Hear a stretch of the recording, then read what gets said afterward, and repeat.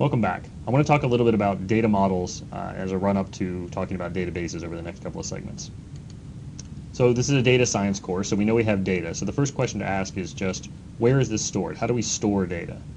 And so one way of interpreting this question is just to talk about technology, right? So what technology do we use? Well, we use magnetic media, and we might use solid-state drives more recently, right? And so both of these have the property that they persist even when the power goes off. The data is safe even when the power is not on. Okay, so non-volatile storage, right? And so a lot of the work in databases is all about how to work with data that's stored on these non-volatile storage media. But another way of interpreting the question is a little different, a little more of the logical way we store it, the organization of the data. And so we might ask, one way of interpreting this question is, what is the data model we're using? Okay, so it's not just bits on a disk or bits in a file. What do we do? Well, in your personal computer, or maybe in your work computer, you might store data sort of hierarchically, arranged in these kind of nested folders, right? That's one organization of data, and so the data model here is kind of tree-like. Another way is rows and columns, and this is what we'll talk a lot about in this course, right? So in this case, it's an ASCII file, and these are hits from a biological database, matches in a biological database for a particular sequence. And of course, you might have spreadsheets that are a little funny, right? Maybe they look a little bit like rows and columns, but maybe they don't. So here's sort of an embedded table within a spreadsheet and so on. So you need to the idea is to think about what data model is being applied whenever you think about data, right? And so it could be a tree, it could be a table, it could be something, a grid like this, unstructured, or it could be a graph, and we'll talk a little bit about that in the future. All right, so in general, what is a data model? Well, there's going to be three components that you should remember. All right, one is that there's going to be some notion of a structure, right? So in the case of tables, it's rows and columns. There's going to be some notion of constraints. What are the legal structures you're allowed to create? So for example, typically if you think about a tabular data model, you won't have all the rows will have the exact same number of columns, right? This is sort of a constraint. You might also have more constraints on the values themselves, such as, this field must be this column, every value in this column is an integer. And you could even have other kinds of more semantic constraints, such as every column in this, or every value in this column must be within a certain range of numbers because it represents, say, days of the year. Okay.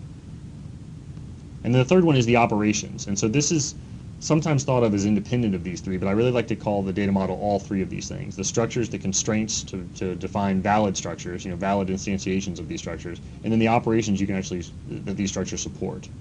Okay.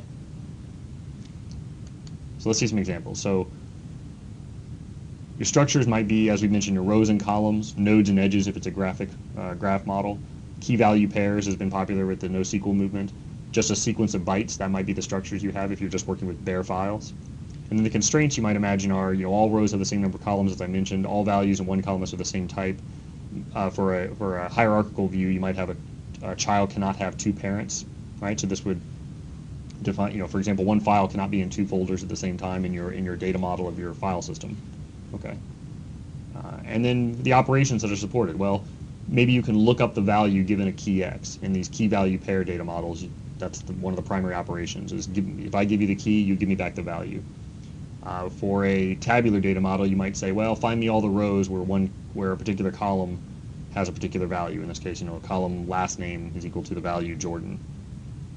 Okay. And with a file, there's not too many operations you can think about. It's essentially get the next in bytes, move to another position within the file, and then you can open and close the file. And that's about all the operations that are supported. Okay. So I think in any case you see data, especially on non-volatile storage, you can think about what operations are supported, what constraints there are over the structure, and so on. And this gives you an idea of the data model. All right. So what is a database? Well, one definition that I think is pretty adequate is this one, which is a collection of information organized to afford efficient retrieval. Right? So this is a pretty general definition. It doesn't say anything about tables, doesn't say anything about relations. So when you think about database, don't necessarily assume relational database. It's perfectly adequate to talk about a database that has nothing to do with relations. All right, but it is not just a pile of data either. It's organized to afford efficient retrieval. All right. So another view of a database is this idea of a schema. And so Jim Gray, in this Fourth Paradigm book that I've that we talked about in the eScience segment a little bit ago, has this quote. When people use the word database, fundamentally what they are saying is the data should be self-describing and it should have a schema. That's really all the word database means. And so this goes back to this notion of a data model, right? There's a structure there, and in fact, and some constraints, and some operations. And all three of these are things you can intuit by looking at the data itself. It needs to be self-describing, right? So if I have, if I have a table, if I have a file of data that's organized into rows and columns, somewhere I'm able to inspect which columns it has and how many rows there are and so on, right? I need to be able to understand how to read this data just by looking at the data itself. And so in a database, for example, there'll be a catalog. There will be an explicit schema. So having this idea that the word database is synonymous with self-describing data, data equipped with a schema, that's a pretty common view, and it's an important one to keep in mind as we go through this course. So let me give you another view of a database, motivated by this question: why would I want one in the first place? Why would I want a database? What problem do they solve? Well, there's maybe four issues you might run into that putting your data into some kind of a database, broadly defined, can help you solve. And these are the ones that I like to talk about. So one is sharing data, right? So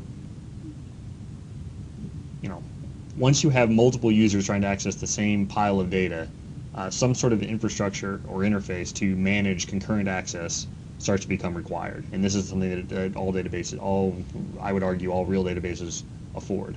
Okay.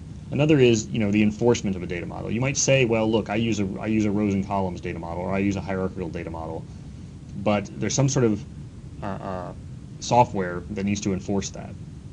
And so this is something that databases can do. Now remember, the data model is not just the raw structure of parents and children, say, with trees, or rows and columns. It's also higher level constraints, such as this must be a number from 1 to 5, or this must be a day of the week, okay, or it must be one of the customers that already exists in another table.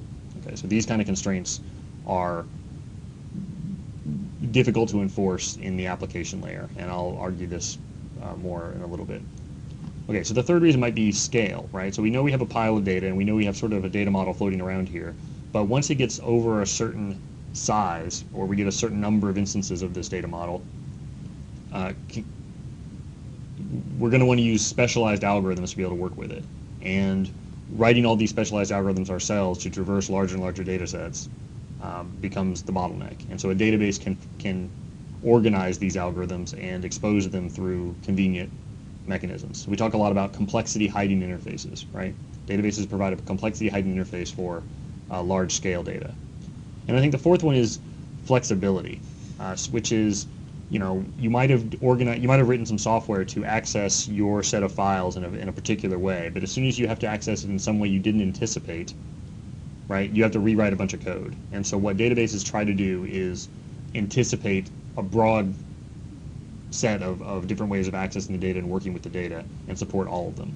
Okay, and so I'm talking pretty abstractly here, fairly deliberately, because all of these things are certainly true of relational databases, which we'll talk about, but I think they ought to be true of anything that sort of earns the term database, and they're certainly true of other systems as well. And so we want to try to keep these things in mind when we think about NoSQL systems and key value stores and graph databases and so on. Okay, so it's not just relational databases. This is broader than just relational databases. All right, and so I think in general, when you're looking at these different systems and thinking about the data storage layer, which is sort of where we're starting here in this conversation about data science, in this course about data science, is how is the data physically organized on disk?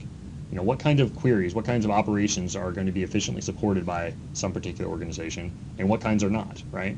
So one immediate question, and this third bullet leads to an immediate question: is it hard to update the data or add new data? That's one quick way to split of all the different operations you can do on the data. One quick one is the reads versus the writes. And in many cases, you'll find that what's convenient, the organization that makes sense to read the data efficiently is not the same one that makes it efficient to write the data. And that trade-off is at the heart of a lot of the system design challenges in databases and other large-scale systems. Okay, but there's other kinds of operations as well, as we discussed. Do you want to look up by key? Do you want to look up by some other field, and so on? And we'll talk about this in future segments. Okay. And then what happens if I encounter new queries that I didn't anticipate? Do I need to completely reorganize the data? Do I need to write a bunch of new code? How hard is this? And so this these are the evaluation criteria you're going to use when you're thinking about choosing a platform for your data science task. Okay, or these are some of the questions, or perhaps not all of them, right? So if broadly your choices are a pile of files, an off-the-shelf database, a NoSQL system, or something else, having these questions in mind as you're evaluating the pros and cons is going to be really important, okay? All right.